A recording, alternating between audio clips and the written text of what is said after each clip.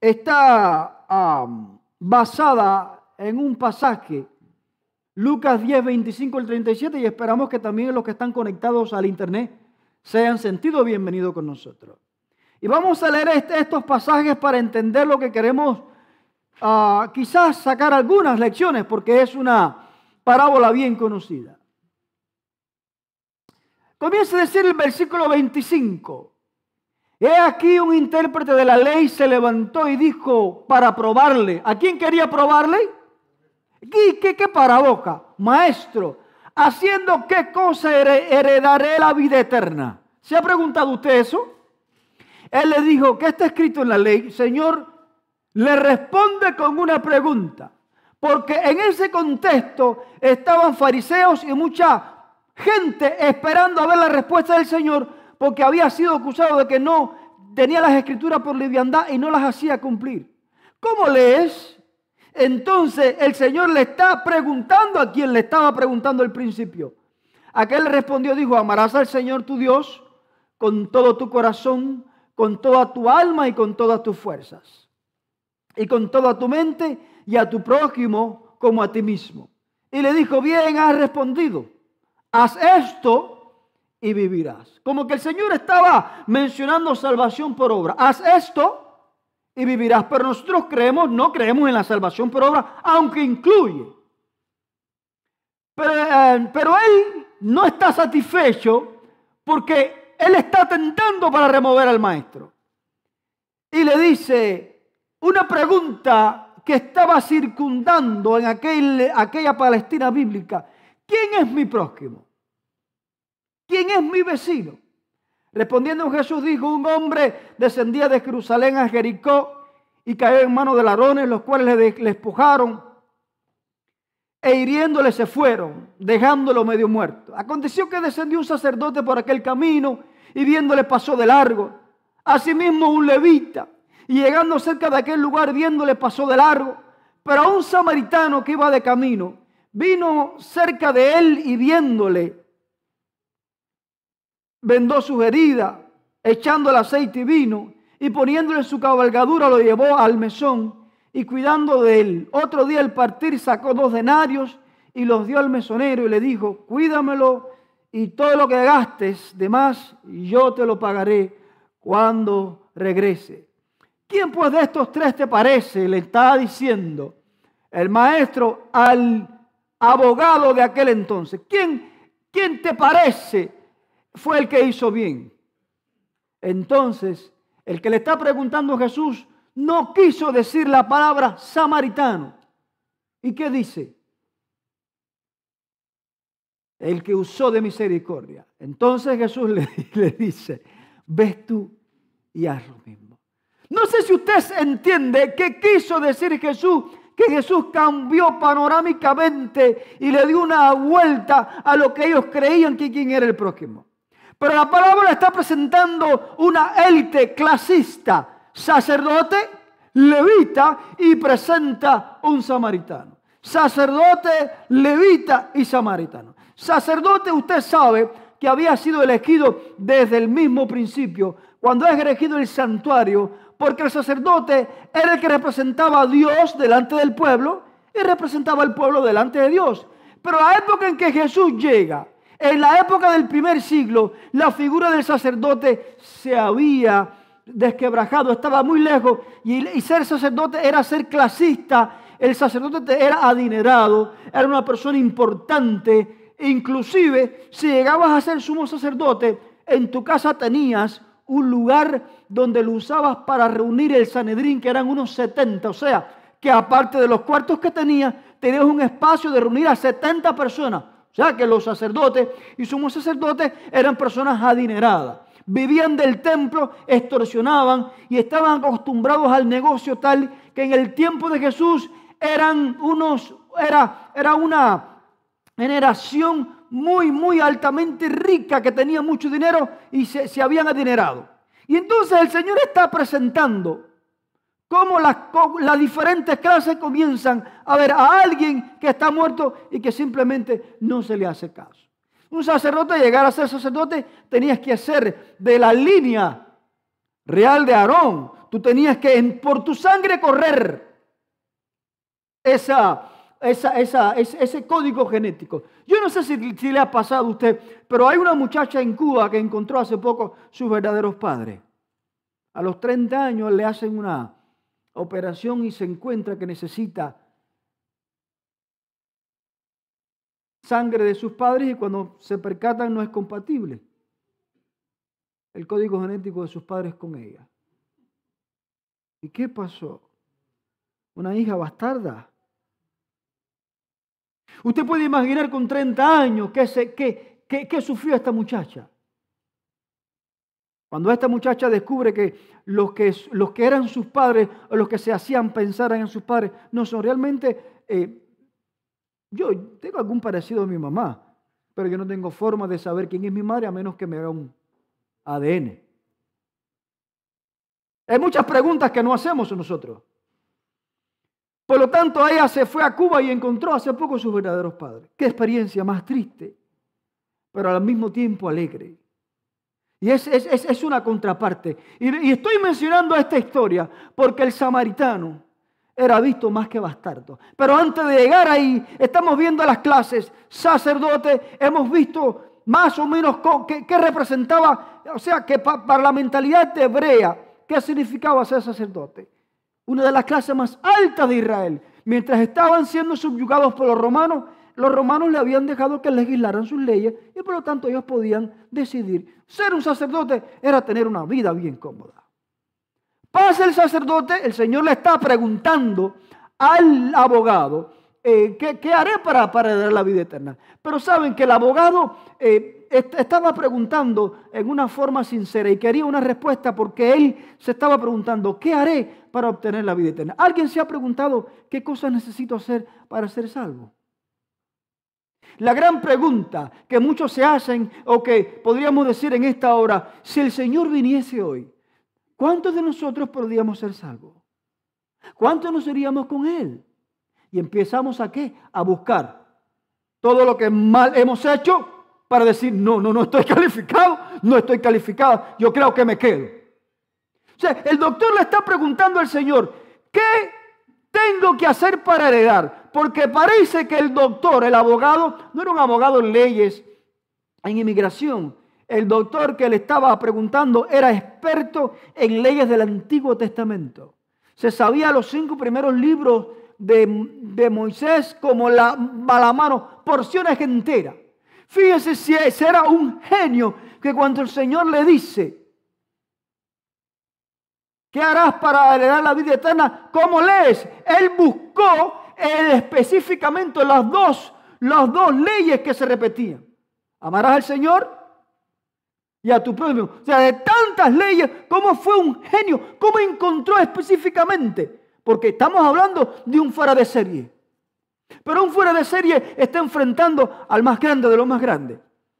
Está enfrentando al Rey de Reyes, al Señor de Señores, al que no cree en inteligencia, al que no cree en intelecto. Y el Señor Jesús está trabajando con él y está presentándole de forma clasista. Pasa un sacerdote y ve que ¿y el sacerdote de dónde viene? Viene de Jerusalén a Jericó. Jericó era una ciudad donde se escogía para retirarse a los sacerdotes. Usted como sacerdote comenzaba el sacerdocio en el templo a los 25 años y terminaba a los 50. ¿Cuántos años de servicio? 25. Usted se retiraba con 25 años de servicio y usted escogía. Jericó era una ciudad donde estaba llena de sacerdotes retirados. ¿De dónde, a dónde iba? A su casa. ¿De dónde venía? De Jerusalén. ¿Qué estaba haciendo en Jerusalén? Probablemente fue a ofrecer el Yom Kippur. Probablemente fue a ofrecer el día de expiación. Y el día de expiación, según el Talmud babilónico, el sacerdote o el sumo sacerdote estaba una semana antes lejos de su casa para no estar inmundo, porque tenía que presentar la ofrenda delante de Jehová. Así que él venía con el gozo de que el Señor había aceptado la ofrenda de la fiesta y entonces con ese gozo ve a un hombre que se está muriendo. Y siguió de largo. Vio una necesidad No es suficiente ver una necesidad. Tenemos que hacer algo. No es suficiente. Conocemos que pasa algo, pero tenemos que hacer algo. No es suficiente. Segundo, lo que haces depende de lo que ves. Pero el sacerdote no podía hacer, porque el hacer depende de quién eres. Y si tú no eres un servidor, no vas a ver entonces la necesidad de recogerlo, llevarlo, sanarlo. ¿Entendimos esto?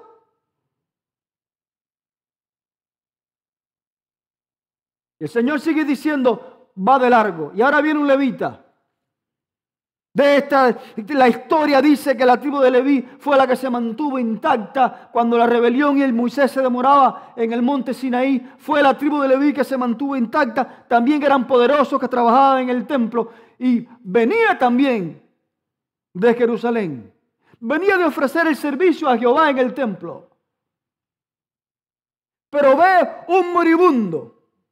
Y al ver el moribundo no se inmuta. Y sigue de largo.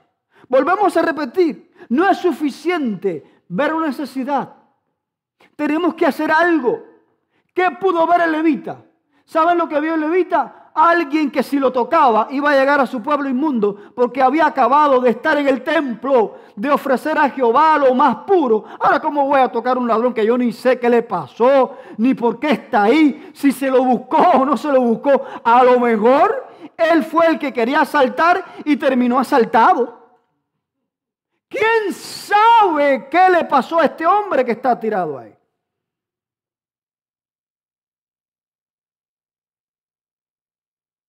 Y la tercera clase que el Señor en la parábola menciona es el samaritano. Y ahí sí hay que pararse. Porque el Señor está diciendo, el sacerdote siguió de largo. Vio una necesidad. Hizo algo. ¿Por qué no hizo nada? Porque no podía dar lo que no tenía. El sacerdote hizo algo. El levita hizo algo, nada. Pero ahora el Señor presenta un samaritano. Y cuando el Señor le menciona que el samaritano se da cuenta y acude, entonces comienza a estorbar y a machacar la mentalidad del que está preguntando y lo que están escuchando. ¿Saben por qué? Porque antes de seguir con la historia o la parábola, los samaritanos saben cómo eran vistos desde la época de la reconstrucción del templo de Esdras y Nehemías. Se les negó el que construyeran junto con ellos porque los samaritanos se habían emparentado con paganos. Eran israelitas, pero habían escogido mujeres, habían tenido hijos, ¿sabes? Medios bastardos que no eran israelitas completamente, y los verdaderos israelitas de Israel lo desecharon. Y de ahí comienza la situación. Los samaritanos decidieron entonces hacer su propia iglesia y levantaron un templo en el monte Gerizim, uno de los lugares donde Josué se paró y leyó las bendiciones de la obediencia y las maldiciones de la desobediencia. En el monte Gerizim, para los samaritanos era el verdadero templo, porque los israelitas le estorbaron construir el templo en Jerusalén. ¿Saben cuál era el credo de los samaritanos? Para ellos la Biblia eran los 5 primeros libros de Moisés. ¿Y saben cuál era el Mesías para los samaritanos? El mismo Moisés. Tenían diferencias teológicas entre los israelitas y ellos.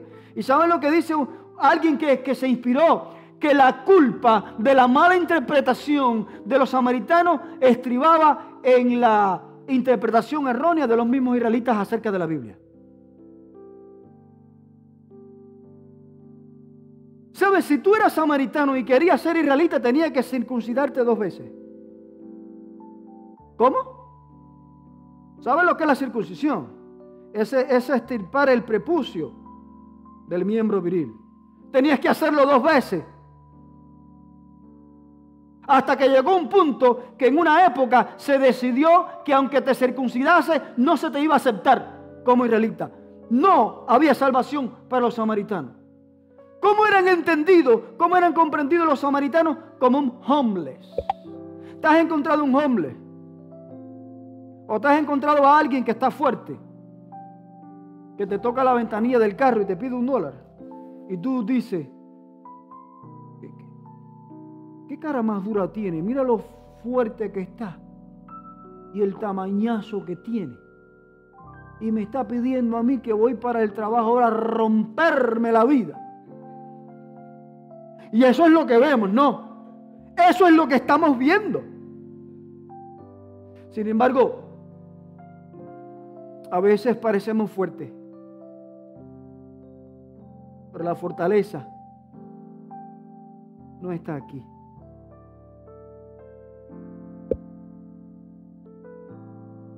Cuando por primera vez escuché a un pastor en Cuba hablar del libro Servicio Cristiano, que decía que a los débiles y a los necesitados hay que darles, aunque no lo merezcan, aunque no lo merezcan. Los samaritanos eran tenidos como gente despreciable, bastardos, gente que no valía la pena ni tener una conversación con ellos. Y ahora Jesús pasa por los sacerdotes, por los levitas, y comienza a decir que el que usó de misericordia era el que para los israelitas creían que era lo que no servía, que era lo que no se podía ver, que era lo que no se podía captar, que era lo último. Y lo que el abogado le está preguntando es: ¿quién es mi prójimo? Porque era una pregunta famosa que se estaban preguntando: ¿es mi prójimo los fariseos? ¿Los saduceos? ¿Quién es mi prójimo? Y ahora Jesús está queriendo presentar quién es tu prójimo en una forma que es difícil entender, porque está queriendo introducir que el prójimo es lo más despreciable, lo que para ti no vale. Eso está fuerte. Lo que para ti no vale, ese es el prójimo. Y la historia comienza diciendo que el cuidado que tiene el samaritano al agarrar al que está sangrando, al untarle aceite, al pasarle la mano, al ponerlo en su bestia, y en vez de ir montado él, pone al ladrón, o sea, al que fue asaltado, en su bestia. ¿Y qué tuvo que hacer el samaritano? Caminar mientras el que está herido está yendo en su transporte. Mira cuántas cosas, cuántos detalles está el Señor notando. El sacerdote viene de ofrecer un sacrificio, viene de, entre comillas, aparentemente encontrarse con Dios. El levita también. Sin embargo, el samaritano, al parecer, no viene de donde vienen ellos, no viene de encontrarse con Dios como venían en el aspecto ceremonial. Y mira lo que hace, porque una cosa es vivir lo que creemos y otra cosa es aparentar. ¿Cuál es el sentido de la verdadera religión? ¿Qué es mostrar que somos o es vivir lo que somos? Y ahora el Señor está estorbando el intelecto, no solo del que está preguntando, sino de los que están escuchando. ¿Cómo es posible que éste me esté queriendo decir que mi prójimo es un samaritano, cuando se está prohibido entre nosotros ni hablar ni compartirse comida, a menos en caso de emergencia? ¿Cómo es posible que estos se apartaron de la fe? Ya no son dignos, son hijos bastardos y ahora quiere hacerlos israelitas. ¿Cómo es posible que lo que nosotros tenemos como lo más malo, borrachos, gente que nos sirve, ahora me está queriendo? Y no solamente eso, es que el samaritano va más allá de lo que puede ir o lo pudo ir el sacerdote y el levita. ¿No les dije que el sacerdote era adinerado? No creo que haya pensado en gastarse un medio en alguien desconocido. El levita no creo, pero el samaritano lo carga, lo lleva, entra a un lugar donde se atiende a personas, un bar, un mesón, un lugar de renta, y allí no solamente lo acuesta, sino que esa noche se queda velando. ¿Cómo es que el que se creía que no tiene aptitudes, el que no tiene derecho a estar en Israel, El que está alejado porque simplemente se emparentó con las naciones y ya no forma parte de los israelitas. El Señor está diciendo que ese es su prójimo. ¿Cómo es eso? Porque la característica de la verdadera religión es mirar a los seres humanos no con una mira clasista, sino con esa necesidad que se mira a un hijo de Dios que necesita. ¿Sabes que esta pandemia ha asestado un golpe a mucha gente? Y muchos han estado temblando porque han dicho, la iglesia va a desaparecer. ¿Cuánto tiempo no se estuvo sin reunirnos la iglesia? Y estábamos acostumbrados al servicio. Y más que el servicio, nos acostumbramos y nos convertimos en adoradores que consumíamos adoración. ¿Qué quiere decir eso? Que veníamos al templo para escuchar buena música, para escuchar un buen sermón, irnos a casa a comer un buen almuerzo y acostarnos a dormir porque la semana ha sido muy, muy cargada.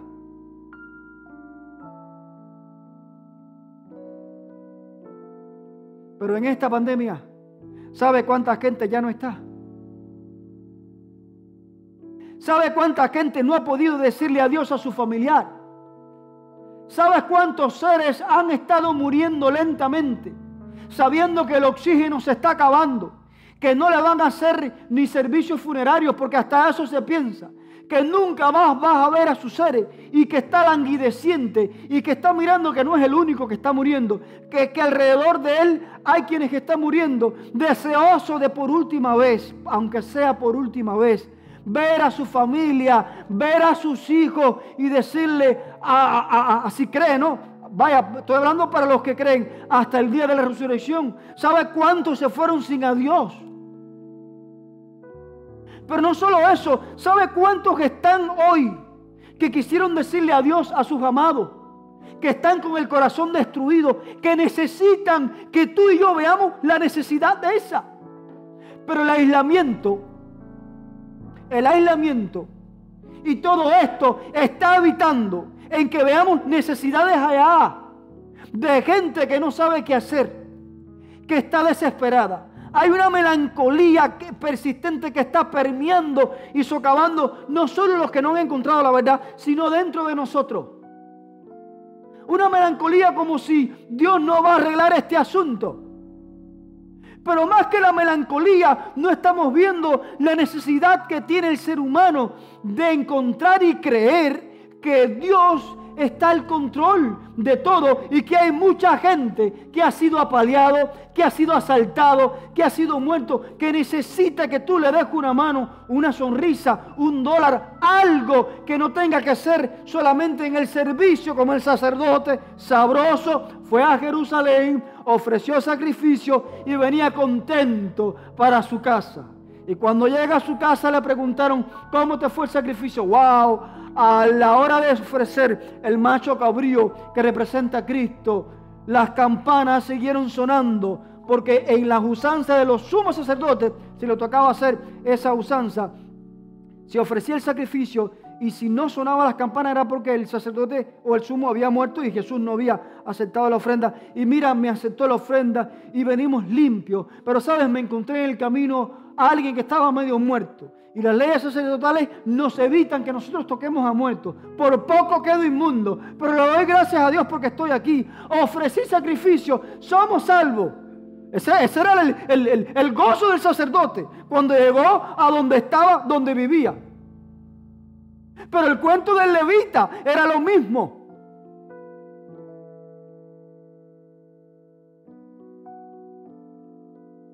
No es suficiente ver una necesidad. Tenemos que hacer algo. Tenemos como iglesia reinventarnos formas de captar la atención de los que no están con nosotros. Porque usted sabe que hay una realidad. Hoy mi país está atravesando uno de los momentos más críticos que yo he conocido. Se está yendo gente joven y es algo sorprendente. Yo estoy lejos de los míos. Y no saben cuántas veces me arrodillo y lloro, Señor, evita que esto pueda pasar. Porque tomé la decisión de apartarme de ellos por un tiempo, para que ellos puedan estar un poco mejor allá, mientras yo estoy acá. No había de otra forma, en un momento de crisis complicado. un momento de crisis que se cuestiona, pero fue una decisión familiar. No fue una decisión arbitraria. Ahora, lo que estoy diciendo es que me cuentan mis hijas, vecinos que ya no están, que de repente ya se fue y se fue y se fue. Y no solamente vecinos, cerca de allí hubo un señor que se suicidó. Como la 1 de la tarde era demasiado. Falta de comida, falta de medicamentos, una tristeza. Hay gente que está muriéndose. Hay gente que no está gozando esto sabroso, que está escuchando palabras, que está escuchando un canto, que está siendo inspirado. Hay gente que no tiene fuerzas para seguir y a rastro comienzan queriendo ver la luz de un nuevo amanecer. Y es triste que usted como sacerdote y como levita lo mire y no le diga algo, no le entregue una literatura, no le dé algo, no se invente algo para que la iglesia se llene de gente que está necesitando, porque hoy se está necesitando, pues mucha gente ya no sabe qué va a hacer con su vida. ¿Y sabes qué? Esto es lo más duro de la parábola, que el que se pensaba que no valía, el que se pensaba que era el que de menos valor, que tenía que para ser israelita tenía que ser circuncidado 2 veces, ese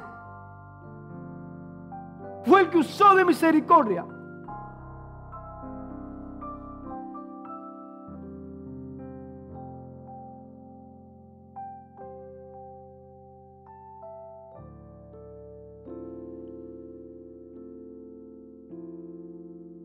Tenía una característica que me perseguía y probablemente me persigue en mi ministerio. No soy dado a la ortodoxia en cierto sentido. Y el modelo que en el lugar donde estuve trabajando se tenía de un pastor o de un sacerdote era que tenía como 10 o 12 lapiceros aquí en el bolsillo, de traje. Y yo regularmente vestía de traje cuando iba a la iglesia, pero en otra ocasión no vestía de sport. Y comienzo a visitar a un muchacho de otra denominación, de los Pinos Nuevos. Y mientras él está haciendo un trabajo en la acera de su casa, yo me siento con él en la acera y nos ponemos a conversar. Al sábado siguiente el muchacho visitó la iglesia. El sábado siguiente siguió visitando. El sábado siguiente siguió visitando hasta que se decidió bautizar. Dentro del bautisterio le preguntan, ¿cuál ha sido el motivo? ¿Qué te ha motivado? Y él dice, bueno, el Señor ha tocado mi vida, el sábado, las leyes que he encontrado y muchas cosas. ¿Y qué más? Hay un detalle que yo pensé que era, pero me equivoqué. Cuando el pastor fue a verme y se sentó conmigo en la acera, no le importó el sentarse en la acera. Yo dije, no está bien. Porque tenía la idea que iba a mantener la postura de estar derecho, de pie, con una formalidad. ¿Cómo estás? ¿Qué tal? El Señor le bendiga. He venido para darle palabra de Jehová. No. Y rompí esa formalidad. Y la historia la hago no para alegrarme, porque fue una de las pocas veces que hice. Entonces eso me hizo pensar cuántas veces yo pude haber hecho lo mismo y no lo hice. ¿Cuántas veces me porté como un sacerdote o como un levita que vi una necesidad latente y ahora me dirijo a los samaritanos internos? Dentro de nosotros hay necesidades a grito. Y aunque creemos y sabemos que Dios vive y que Dios viene, tenemos momentos en que lo dudamos y que nuestra fe como que está, que sí, que sí, no. Y tenemos momentos que necesitamos que alguien nos sacude y nos diga, oye, el Señor viene, y eso no lo encontramos. No vemos la necesidad. No es suficiente ver la necesidad, hay que hacer algo. Lo que haces depende de lo que ves. Lo que eres muestra lo que haces. Lo que ves y haces depende de quién eres. Tú no puedes verme y sentir que hay algo que me está pasando y tú quedarte callado. Y preguntar, como dijo Caín, ¿soy yo guarda de mi hermano? Tú tienes que preguntar. De alguna forma, con algún lenguaje, tienes que preguntar. Porque aún pasa. Necesidades internas en aquellos que, mire, quien le está preguntando a Jesús es un doctor de la ley y estaba perdido. Quien le está preguntando a Jesús le está diciendo, ¿qué tengo que hacer para dar la vida eterna? En otras palabras, yo creo que no tengo que hacer nada. Yo creo que ya todo lo hice. Muéstrame qué tengo que hacer. Amarás a tu Dios con todo tu corazón. Es la Shema. Y a tu prójimo como a ti mismo. Ves tú ya lo mismo y se queda como que nervioso y le dice, ¿pero quién es mi prójimo? Y ahora Jesús le está diciendo, tu prójimo es lo que tú crees que es lo que no vale, lo más bajo, lo más pequeño. Ese es tu prójimo. Y ahora cuando Jesús dice que los samaritanos son parte del reino de Jehová, esto estorbó el intelecto del que estaba escuchando y de todos los fariseos. Y por eso que le cogieron odio a Jesús, porque decían, este tergiversa toda nuestra tradición. ¿Cómo es que los samaritanos pueden tener valor? ¿Cómo es posible? ¿Y cómo es que ahora Jesús describe un panorama de los valores éticos, morales y espirituales que tenía este samaritano? Todo lo que hizo, un denario, era el costo, era el trabajo de un día. ¿Cuánto se paga en Estados Unidos por un día? Depende de lo que tú hagas, ¿verdad? Pero trabajar aquí es que te sacan el kilo, ¿verdad?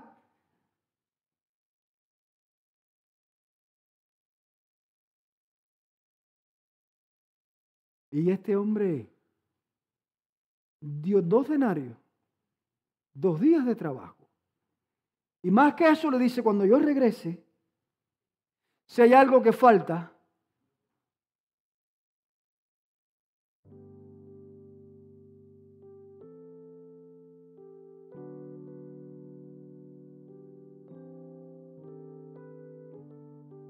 no es suficiente ver una necesidad. Fuimos creados como seres sociales, conectados unos con otros. Y esa conexión es la que nos llevará al reino de los cielos.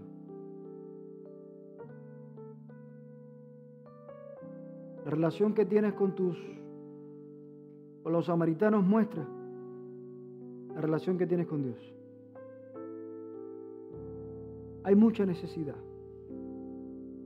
de gente languideciente, gente que necesita ser tocada a través del Espíritu Santo, pero tú y yo somos los móviles, el medio que Dios quiere usar para que esa gente sea usada. Pero hoy vivimos en un mundo individualista. Mi necesidad es mía. La tuya es tuya y la mía es mía. Y a veces en comunidades más pobres, sabe que se comparte todo, ¿no? No siempre, pero suele ser así. Suele ser así. Y mientras más independientes nos volvemos, más difícil vemos cuánto la gente necesita que nosotros despertemos para ayudarle. Yo no sé si tú has sentido tanto gozo cuando eres el móvil de la bendición de mucha gente. Eso se siente como una remuneración interna que es indescriptible. Es indescriptible. Y simplemente, si no vemos esa necesidad, si no la vemos, ¿cuánta gente hoy estaría muriendo? Ayer estuve conversando con Joel Gavilán Miranda, Cuba, era un adolescente. Y Joel Gavilán Miranda me miró porque yo era bastardo, hijo de padre divorciado, bastardo. Aunque nacido en la iglesia, bastardo, mi papá nunca fue cristiano, mi mamá decidió por él y sufrió mucho, la pobre. No era como otros que estaban en la iglesia, que tenían padres cristianos, que eso es un privilegio. Y vio como adolescente una necesidad que no se cayó. ¿Saben qué hizo? Me dijo, vamos a la casa que te voy a dar clases de saxofón gratis. Y con su propio saxofón, después de la secundaria, lunes, miércoles y viernes, yo me iba para su casa a dar clases de saxofón gratis. Pero después de la clase de saxofón había un almuerzo rico. Y cada semana, lunes, miércoles y viernes, clases de saxofón. A los 6 meses compró un clarinete con su dinero y me dijo, esto es para que toques en la iglesia, en el servicio de canto. Cuando el pianista empiece, que están los instrumentos, tú también. Ya tú sabes tocar arriba, se formó.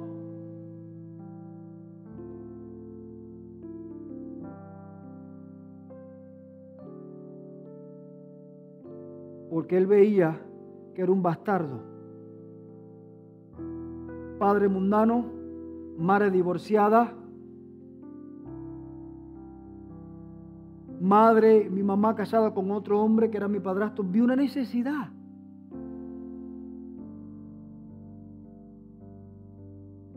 Y ayer yo le puse una recarga al teléfono y me dice, gracias compadre, con esa recarga pude llamar a mi gente.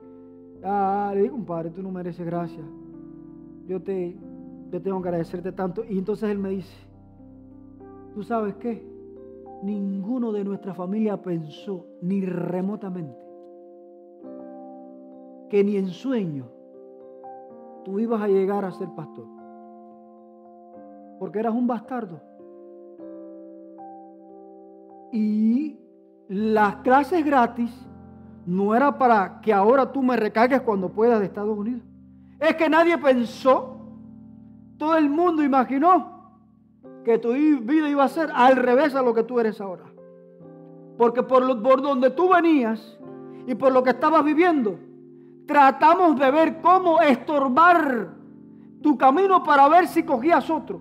Aquí nadie pensó, nadie se imaginó. Dije, ese es el problema, que no es suficiente ver una necesidad.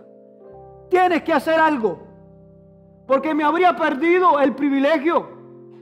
Me había perdido el privilegio hasta tener la familia linda que tengo, a mi esposa, a mis 3 niñas. Ese privilegio me lo habría perdido por simplemente ocurrírsele a Joel darme clases gratis de saxofón, porque había una necesidad en un samaritano que, aunque, imagínense ustedes, en aquella época, era una época compleja donde tenías que ir con zapatos de vestir a la iglesia. Pero si no tenías suficiente dinero, tenías que ir con un par de botas llamadas centauro, que eran botas de trabajo. Y entonces te sentabas en el banco de esta forma.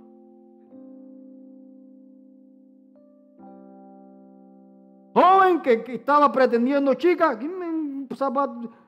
y cuando se acababa el culto, qué simpleza, clases gratis de saxofón. ¿Qué tiempo hace de eso? Yo tenía unos 16 años. Estoy por los 43. A ver, decir 43. Y una simple acción. Porque él vio necesidad y dio lo que tenía. Lamentablemente no damos porque no tenemos nada que dar.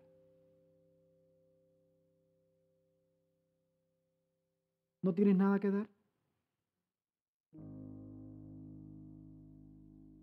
¿No tienes nada que dar? ¿Estás conectado o conectada? ¿No tienes nada que dar? ¿Nada que dar?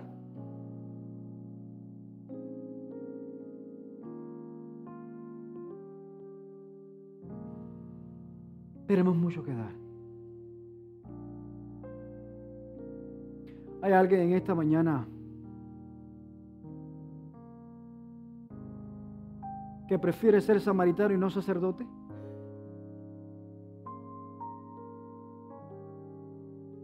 ¿Hay alguien esta mañana que preferiría ser samaritano y no levita?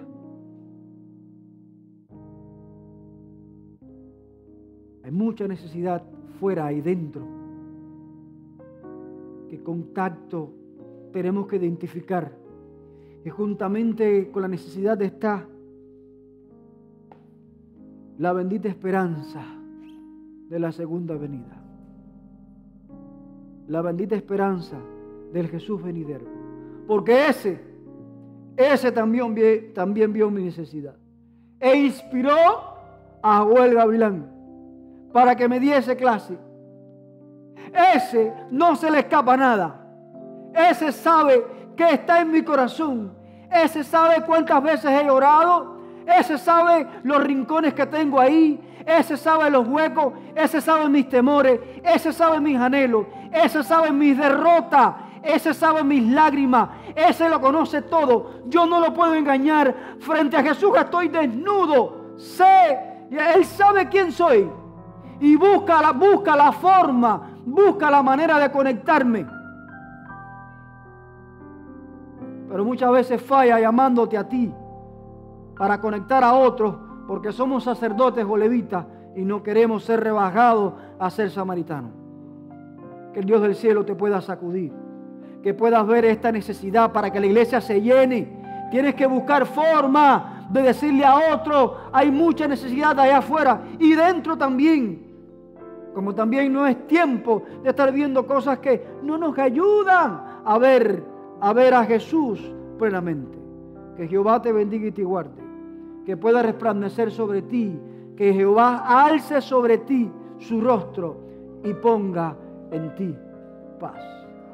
Vamos a orar. Padre que estás en el cielo, gracias porque nos ves y porque inspiras a otros que aunque son bastardos, tienen más valor que los sacerdotes y levitas que pasaron de largo, viniendo del mismo templo ofreciendo sacrificios. Pero ¿de qué nos vale ser cumplidores de la ley cuando cumplimos la letra, pero no el espíritu en sí mismo?